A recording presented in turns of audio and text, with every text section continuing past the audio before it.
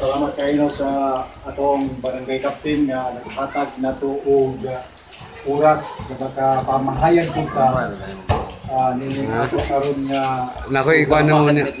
Ha? Salamat sa atong chief kanon na mo naghatag og effort aron mahimo kini nga pagtungan kini nagbase sa atong mga barangay mismo. Ayaw mo kahit tingala na porsigin kay ko nga nag-alayon diya sa inyong kasigbiso dili sa atong barangay tungod kay usaman usab ako ka lumulupyo ini lugar within 4 years dili kay ko makita sa bisan asa mga suok tungod kay daghang mga hinungdan na atong gilikayan no iya ginamonitor po nato ang area gawas ang naglikay ka monitor papunta kung sa mga tayukan kung unsa po niya ang ating katabang. Sama sa inyo na hibalan na usa ta ka pastor. Din sa atong pagdala, pagdumala sa simbahan, mahimo na siyang masayang kung ang ato ang barangay, ato na lang po siyang pasagdan na doon naman tayo mga kaibalo usab nga mga ginagmay nga angay natong pananaglitan. So dinita mo po sa atong kaugalingon. Kaya dili man ta ka-move on, dili ta kaadto aning atong mga nakita nga dili na kayo siya nindot ang awon sa atong barangay ano man lagi sa mga daganang mga balita na kita diri usa na kabasura. So dili ta karon magpunto sa ato ang kaugalingon mismo. Kanang atong mga pangutana kita mismo ang mga tubag-ana. Ang atong mga pangutana sa kaugalingon diha ang matubag nganong makapangutana ta. Una, unsa ang atong katuyuan, unsa ang ato ang kining responsibilidad isip barangay tanod. So usbon ako kung doon naman ganit tayo mga kapigsaysay may tumudan ni Kristiya pagpaambit lamang diyan ninyo. Wala tayong intensyon, wala tayong tinuwa, kung unsa pa may ditinuwa nga unsa pa maluklok o unsa pa mga posisyon na wala ang ato ani tama at din kung unsa pa may mga turing ang abot ninyo gikan ni kapitan o sa inyo ang chief tanod wala na mo ilaing paminawon pa kini siya gikan lagi ni dito sa nationwide o sa tibok nga nasod kani atong gikuwago lagway unsay function nato isip barangay tanod dinhi sa atong barangay kadaghanan magud nato makasiguro gyud ko ug naminaw sad ko nga ang naminaw karon puro ni barangay tanod walay outsider ring nga naminaw kay aron mo mugawas ato ang kuan. So naminaot lang ta. Dayon na ang kasagara sa ato kadaghanan sa ato makabatik siguro isip barangay tanod o gihimo na nilang gamay ang ilahang pagka-barangay tanod. Ang ilang posisyon isip barangay tanod gamay lang kaayo alam nila tungod lagi kan uban naguna-una sa incentive na madawat o ang ilang gidawat dira sa barangay o sa gobyerno nga ilang giserbisyuan. So nga ato diring punto ang pagboluntaryo man kay what is CBO, diba? Civilian Volunteer Organization. So sa ato pa sa atong isip lumulupyo nining barangaya, nagboluntaryo kita aron maabagan nato ang barangay. Ang barangay captain, ang iyang bakba, ang iyang mata, ang iyang kamot, ang iyang tiil, kamo nga mga barangay tanod. So kamo puwersado og dako kaayo kamo kahimuan ining barangaya. Dili mo ultimo nga mga naglihok nini nga barangay kay ang mga kadagkuan diha naglantaw sa inyo sa ato sa inyong mga performance dinhi sa barangay. So atong ipaabot diha ninyo kung unsa ang atong responsibilidad. Una, gabaw sa tanan ato ning gihubad binisaya nato ni. Ang kahugpungan sa barangay tanod nagdumala sa mahinungdanong kalihukan diha sa pagpalambok isip kaabag sa usa ka barangay. Usa kini kahulagway sa pagpaimplementa isip puwersa sa barangay sa pagmintinar sa kahusay ug kalinaw nga komitiba kon BPOC, Barangay Peace and Order Committee. Nga mga tumong ini mao ang pagmintinar sa kahusay ug kalinaw diha sa barangay. Kalinaw ug kahusay diha sa lokal nga komunidad. Kaabag sa pagulagway diha sa nahiusang pagbati nga adunay seguridad sa tibuok lumulupyo. Ang pangutana karon, ang kining tibuok ba lumulupyo diri duna bay kasiguruhan? Sa dihang sila matulog, sa dihang sila mulakaw, doon na ba'y kasiguruhan. Ang atong ikaabag, isip barangay tanod, mauman ang security ngadto nila. Kaya sila nag-asa man sa atong pagserbisyo din sa barangay. Ang katawan kansang may paghuna-huna niini nga seguridad, siya mamahimong makikalayon, umutabang diha sa kalihukan sa komunidad nga ang tumong o katuyuan mao ang pag-uswag o suporta sa kahapsay nga diha sa mga lumulupyo. So, sama na to karon, di ba ron? Share diyan ninyo. Ang akong punto niini, kay doon naman tay kasayuran o kahibalo mahitungod po sa unsay serbisyo sa barangay tanod aron madugangan pud ang atong mga kahibalo ng atong function ang pagtabang o pagsuporta sa tibuok natong kusog kay voluntaryo man lagi ta diri sa ato ang barangay captain. Siya man ang dunay awtoridad sa pagwala, sa pag-appoint. So siya tanan maoy nag-supervise sa kanatong mga tanod. So kini siya kahibalo nga mag-maintain sa kahusay ug kalinaw kapati diha sa pagatukuron o natukod na nga adunay kamatinud-anon komunidad binasihan sa kalambuan. So, ang ato karon nga gustong i-emphasize sa atong tagsa-tagsa kaugalingon isip barangay tanod. Unsa man ta nga sa diha nga kita barangay tanod, unsa man ta sa ato ang pagkatawo. Kay dili man ta ka kuan anak nila, dili man ta ka badlong anak nila kung doon na tay anang badlongon, kay kung kita po sa atong kaugalingon labaw pod nga badlongon sa pagkatinuod lang. So dili gid na ang unang pagreforma sa ato gyud na magsugod na. Butar ta ni Presidente Duterte kay gusto nato dunay kabaguan unya kita mismo sa kaugalingon dili ta magpabag-o. Gani si Chief manawag og insaktong oras sa atong panagtigon kay aron mahisgutan unsa pay kalambuan.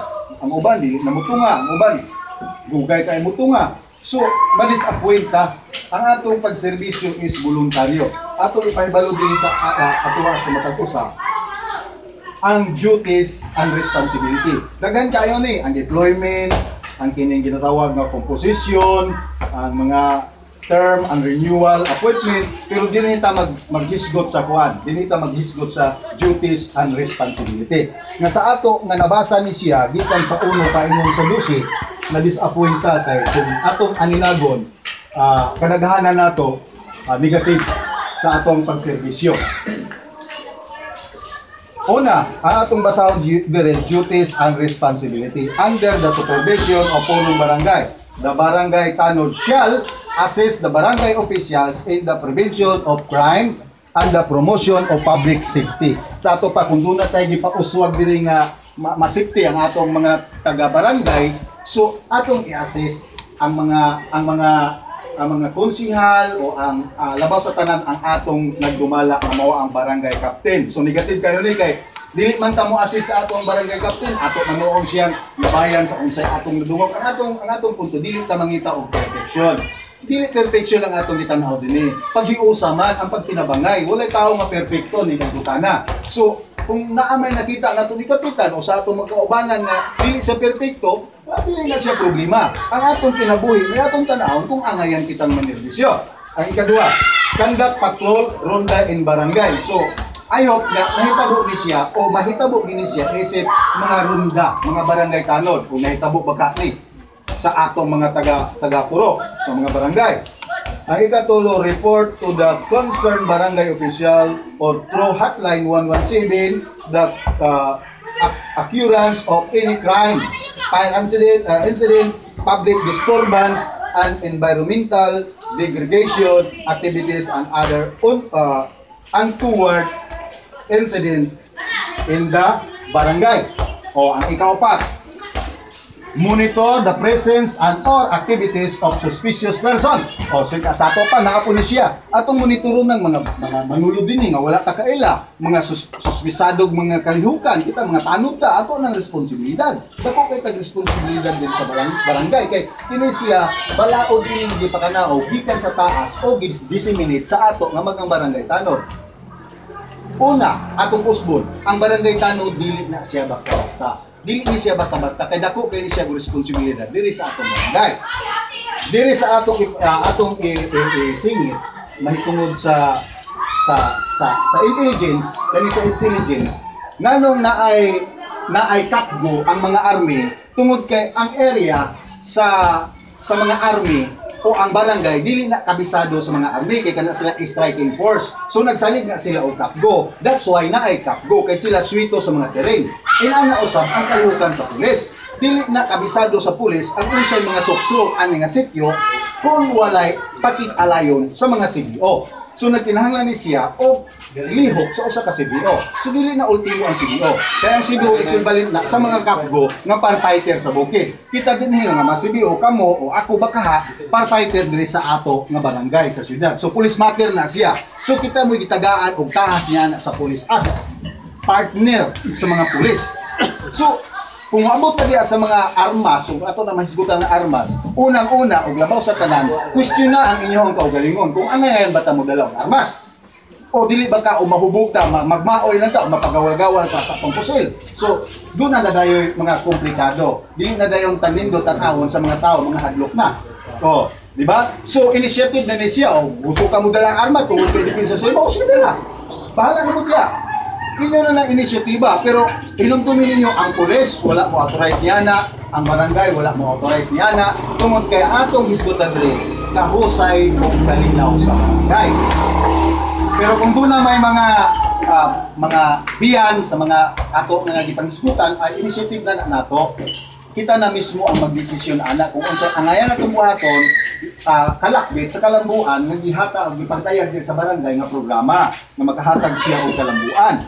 So dire sa number 5, conduct surveillance on crime breeding areas within the barangay. Orok and report the observation findings to the proper authorities or through hotline 117. So siguro sa atong duty doon na tayo lagbok dinhi. So, sa atong duty, outgoing, incoming ng mga CBOs, doon na gina sila i-record. Nabantay, namatay curfew out. Pagsulod anak nila, mangutana ka, oy sir, ma'am, sa mataan to, muna, anak ni dia, o, wana, lista na to yung mga alat, asa, isa yung sakan. So, inana na siya, nagdipindi na siya sa atong pag-deliver, sa ato ang pagpangutana. Dili punta kastig ng mangutana, nga, asa man mo, nga, ako po na. Siyempre, mga suko po na sila. So, dipindi sa Sige, nyara. Yang nga pag-deliver sa ato sa ato nga uba. Para makita sa bilang nga function pud nga mga CBO. Dayon ang ikapito o ikawalo, assist in the institution of patrol program. Assist number 9, assist the implementation of the fire code of the Philippines. Ang ikapolo, detect all forms of fire hazards and other public safety hazards, violation and institute corrective measure within their capability. So kini gitawag mga hazard kana bitaw mga katingan-ana nato kanilang lagi kanang mga tagalain ng lugar, yamuan ni dinhi. Kabalo nagutang nga maugo na ilang tuyo anak diha dili pa kayo ta ma-alert to ni anak ato man po na siyang obligasyon ato man na siyang trabaho. So ato na silang pasidan-an niya unsa na inyong tuyo dinhi kung kana lang lagi makahatag na siya og walay kalambuan ng barangay. So kinala ma-preventa na sila kita mo'y magdili anak nila dinhi kay ato man ning barangay wa man sila labot dinhi unsa may ilahang tuyo. So anak lang. So inaanak lang no. Daghan pa kayo, mga benefits, pamitan, naamoy. May award din kung kisa itong mga CBO nga aktibo kayo sa ilang duty. Pwede ni si Kapitan, muhatag ang award mismo sa iya, isip iyang pagtabang sa mga CBO nga nakita niya nga aktibo naman sa barangay. Pero unsa man lagi i-present ni Kapitan ngadto sa munisipyo, nga wala man tayo pa naglihok rinhi ka na to. Dayon kini siya sa intelligence ni gikan kapgos ang CDO, muna akong encourage ninyo na dili ultimo ang CDO sa barangay. Kini siya equivalent ni siya sa mga kapgo nga nag-growing sa kabukiran. Kay lagi kita man police matter man ta atong trabaho diri man sa lungsod o sa barangay, so mura sa police dinhi. Dili ni siya ultimo nga trabaho. Ang kining ginatawag natong citizen arrest, di kinahanglan sad ni citizen arrest, pero magamit na ni ini by situation. Kaya kini siya permanente nga lakda nga dili na gina siya pwedeng ma-change. Ma-change siya depende sa circumstances, depende sa estado, sa sitwasyon sa diya nga mogamit ka o citizen arrest. Muso ko ulit tutukan, o di ba? O, panita na ko, kwanto siya, aresto na ko, bunit siya, musukot siya. Nagdepende na sa ako nga reasonable nga tumong. Kung bubulot siya kaya siya dala, unhan ako tutok. O, mas authorized pa ko, kontra niya, magaling siya pusil nga drug addict siya, o drug pusil siya, ako mabahinoon nga side ko sa pulis. So, kung sa man ang klaseng diplomasya, kung kita mo ilakpon, dili itong adik. So, inana ba? Suda ko may taong o absuelto na anak na lagi. Sa ato naging kay initiative na siya lagi. Dili na sa kinahanglan na ato pang asosasyon nga pag-armas mo diha. No, wala man mag-authorize kay isa naman ang taga-authority sa pulis sa atong balaod. Ang mga pulis lang yun. So, initiative kung naatay gusto mag-ano sa nila. Dayon kung ato ang trabaho, ang ato diyang punto is sa insakto nga pamaagi, sa kahapsay o kalinaw. So, muna dira, kung kinahanglan mahibalo ka sa citizen arrest, magpangutan na ta din eh, magbasa ta ani. Unsa ni siya, unsay pamaagi kay ang gibutan dinhi anybody can arrest a person who committing an incident indictable offense. Anybody can arrest a person if they have reasonable suspicion that they are committing an indictable offense. So kinahanglan kung makita nimo nga mao na dili na ginaayo nga nakatag opensiba sa imuhang barangay na violation, so pwede na siya i-arresto. Bali tungod karon kung okay na ta sa atong kaugalingon nga wala ta diha sa pamalaod sa atong barangay, absuelto ta, wala tay nalapas, nagtumantas mga balaod ni kapitan, so diya na nato pa-implement ang kining implementasyon sa Republic Act number 9165 nga giamendahan karong bakon na June 7, 2002. Actually, kaniadto pa ni 1972 nga amended ni gi-provide may tungod ni sa drug, sa mga drug addict. Dang nabutang diri ang pusher. So kung user may tendency pa nga mahatagan na to na siya o absuelto. Pero kung pusher ka, usa ka nga nagbaligya niini, ay sigurado ka na. Sigurado din kang tanggong or isalvage ka na lang. O kay mo man ginagawa ng kuwan. O kay si Duterte, kung atong una-una si Duterte, siya ang balaod.